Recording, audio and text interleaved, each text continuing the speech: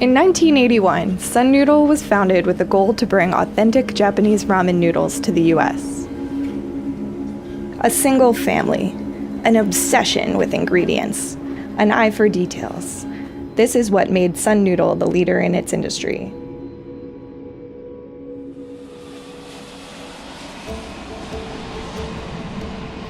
Now at the company's latest location in New Jersey, third-generation noodle-maker Kenshiro Uki is taking the lead in further stoking America's ramen fever. The other day, New York Times came out with an article for the top 10 ramen shops. And we were so happy because out of that 10, 9 are who we work with. Knowing that we're one part of that, every day, it just makes you want to do better and better, and what else can we do?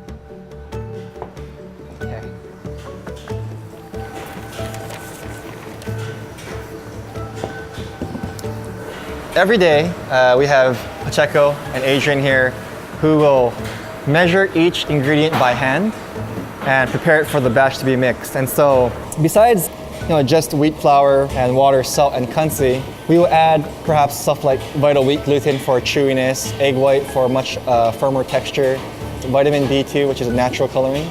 And so we'll blend that for our customers as well. After that, the dough balls will be dropped down to be compound pressed. All the equipment that we use to make our noodles, whether it's in Hawaii or California or New Jersey, is the same equipment that the top ramen manufacturers use in Japan. And so all the equipment is imported. So we invested in a longer line to compound press the sheets gradually.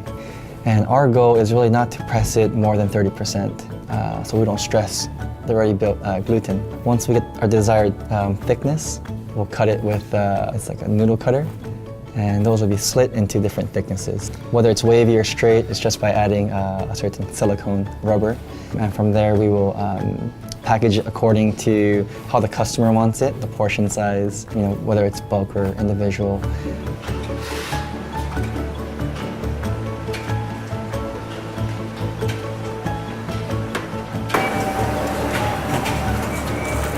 And the end result is, something like this, where it's 5 servings of fresh noodles, boxed properly, taped up. We'll age it for about, a day, and then send it out to our customers.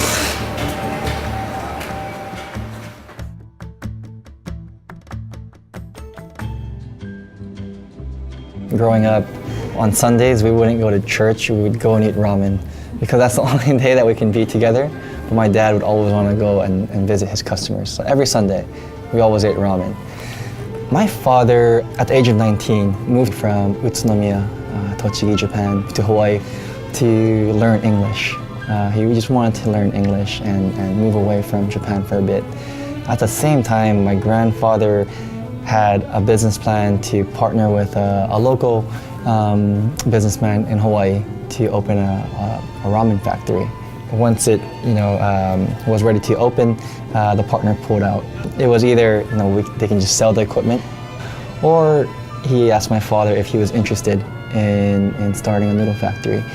You have a 19-year-old kid from Japan who doesn't speak English, but knew how to make noodles, from my grandfather and from his experiences as a kid.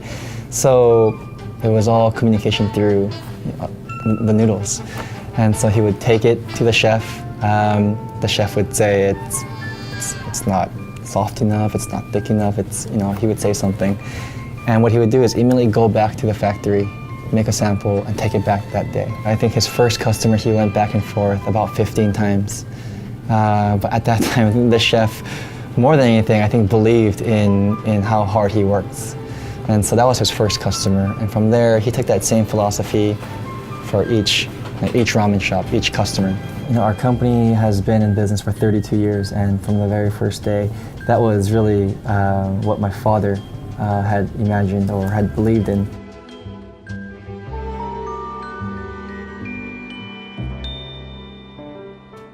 LA's Tsujita and New York City's Momofuku Noodle Bar are among Sun Noodle's many established clients.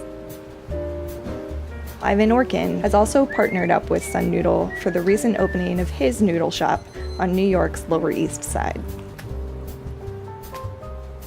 To me, the ramen movement in America is just beginning.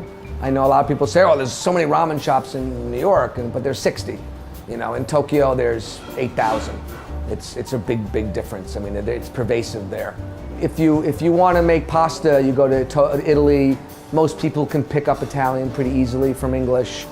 It's more difficult for an American to really go to Japan and learn deeply about ramen. There's a lot of obstacles.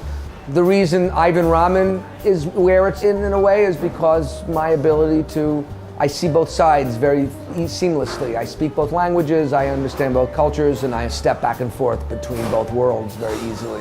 And Sun Noodle does the same thing. Ken speaks Japanese and Ken speaks English, and he grew up in Hawaii, so he's American, and yet his dad's a pretty traditional guy. And I'm not particularly worried about them having competition, because I don't know if anybody's going to work as hard as they do. So they deserve the reputation they have, and when right now, if someone decides they want to have a ramen shop, they call Sun Noodle, because that's the people to call. It's sort of like they say in Japanese, tarimai, it's common sense.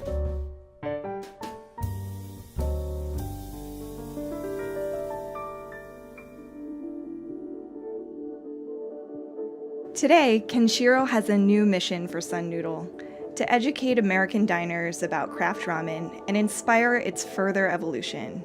If Sun Noodle has its way, someday each American region will have its own ramen specialty.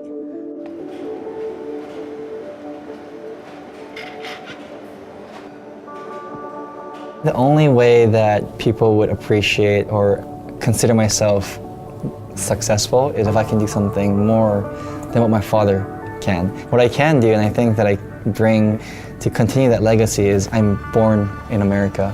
So what I can do that perhaps he couldn't do is how can we convey that craft ramen again to Americans, not Japanese, but to the US. Supporting the local farmers and using local ingredients to make craft ramen localized is really what I want to try to attain before I retire. So if we can get there, that's the true meaning of ramen. So.